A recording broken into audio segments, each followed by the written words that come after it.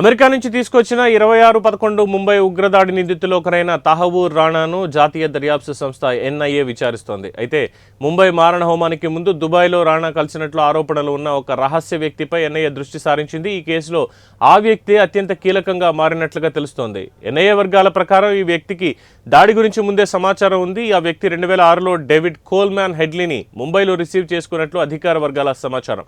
అతన్ని తీసుకొచ్చి రాణా ఎదుట కూర్చోబెట్టి ముఖాముఖిగా విచారించనున్నట్లు సదరు వర్గాలు తెలిపారు. కుట్రలో రాణా పాత్రపై అతడి వాంగ్మూలం కీలకమని అధికారులు భావిస్తున్నారు. దీంతో ఇంతకీ ఆ వ్యక్తి ఎవరు అనేది ప్రస్తుతం చర్చనీయాంశం అవుతోంది.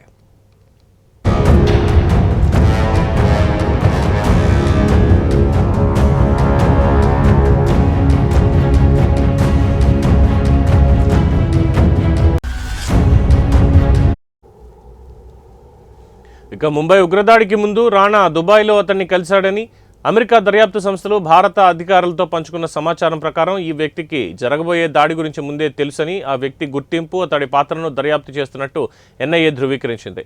ఎన్ఐఏ వర్గాల ప్రకారం దావూద్ గిలానీ అలియాస్ హెడ్లీ 2008లో రాణాను భారత్కు వెళ్లొద్దని స్పష్టంగా హెచ్చరించాడు.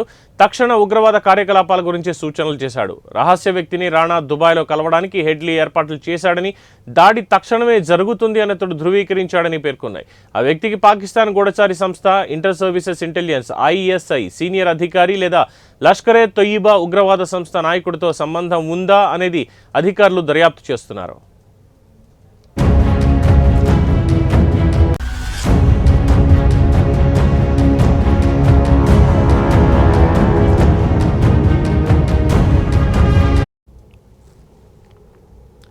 అయితే ఈ విషయంలో మొత్తం అత్యంత ఆసక్తికరమైన అంశం ఏంటంటే, ఈ వ్యక్తి గుర్తింపును దర్యాప్తు సంస్థలోని ఉన్నత వర్గాల్లో కూడా రహస్యంగా ఉంచారు. అమెరికా అధికారుల విచారణలో రాణా అతడి గురించి ప్రస్తావించి ఉండొచ్చని ఏజెన్సీలు విశ్వసిస్తున్నాయి. ఈ కేసులో మరో కోణం రాణా హెడ్లీ నవంబర్ 2008లో తీసుకున్న నిర్ణయం.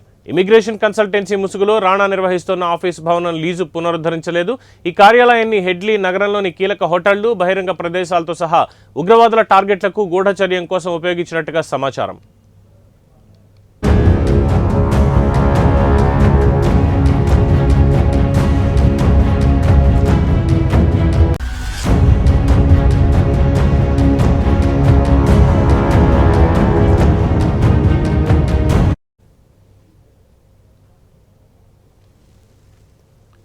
ఇక ఎన్ఐఏ గత దర్యాప్తు ప్రకారం ఆగస్టు 2005లో రాణా సంస్థ కోసం పనిచేసే ముసుగులో రెక్కీ కోసం లష్కరే తొయ్యిబా తనను భారత్కు పంపాలని యోచిస్తున్నట్లు అతడికి హెడ్లీ తెలియజేశాడు.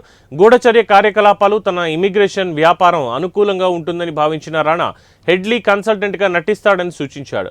ఎన్ఐఏ గత దర్యాప్తు ప్రకారం ఆగస్టు 2005లో రాణా సంస్థ కోసం పనిచేసే ముసుగులో రెక్కీ కోసం లష్కరే తొయ్యిబా తనను భారత్ పంపాలని యోచిస్తున్నట్లు అతడికి హెడ్లీ తెలియజేశాడు. గూఢచర్య కార్యకలాపాలు, తన ఇమిగ్రేషన్ వ్యాపారం అనుకూలంగా ఉంటుందని భావించిన రాణా హెడ్లీ కన్సల్టెంట్గా నటిస్తాడని సూచించాడు.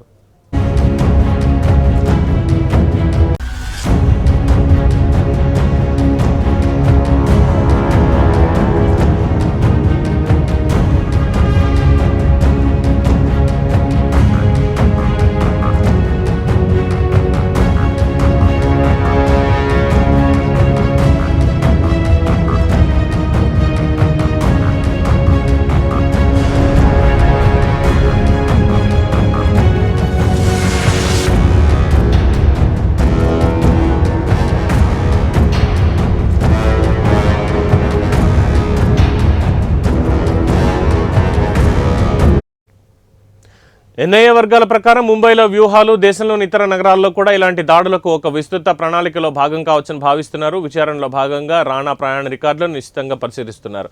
అలాగే 2008 నవంబర్ 13, 21 మధ్య రాణా తన భార్య సమ్రాజ్ రాణా అఖ్తర్తో కలిసి ఉత్తరప్రదేశ్లోని హాపూర్, ఆగ్రా, ఢిల్లీ, కొచ్చి, అహ్మదాబాద్, ముంబైతో సహా అనేక నగరాలను సందర్శించాడు. ఈ ప్రయాణాలు దాడులు చేయడానికి గూఢచర్య మిషన్లో భాగంగా ఉన్నాయా అని దర్యాప్తు చేస్తున్నారు.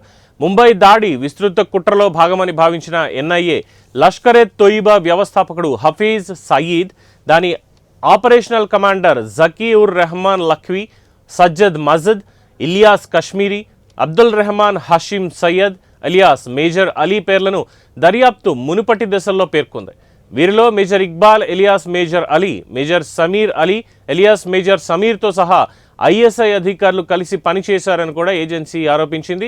వీరందరూ ముంబై దాడికి ప్రణాళిక నిధులు, లాజిస్టిక్స్ వసతుల్లో కీలకంగా వ్యవహరించినట్లు అనుమానిస్తున్నారు.